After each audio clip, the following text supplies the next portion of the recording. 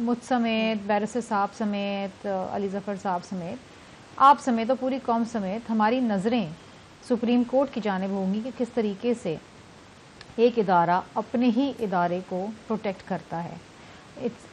I mean we have to see that. It's yet to be seen کہ کیا ہوتا ہے، کیا چیزیں انفولڈ ہوتی ہیں، کیا چیزیں سامنے آتی ہیں.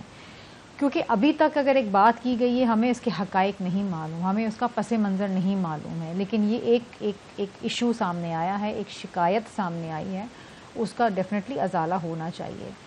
ہم نے اس کے اوپر اس لیے زیادہ ڈیبیٹ نہیں کی بحیثیت ایک جماعت سے کیونکہ یہ اس سے ہمارا تعلق نہیں ہے. یہ ایک ادارہ ہے جوڈیشری. انڈیپینڈنس آف جوڈیشری سے تعلق نہیں ہے. ویسے شرمیلا صاحبہ جو ڈیبیٹ ہے وہ یہی ہے کہ آپ میری بات آپ میری بات سمجھ نہیں رہی ہیں. ادارہ اپنے آپ کو پروٹیکٹ کرنا جانتا ہے. جوڈیشری ہماری مرحوم منت نہیں ہے کہ ہم آ کے ان کو پروٹیکٹ کریں. آئین کے اندر یہ الگ ان ہر اداروں کے اپنے اپنے دائرہ کار ہیں، اپنی ذمہ داریاں ہیں، اپنے فرائض ہیں.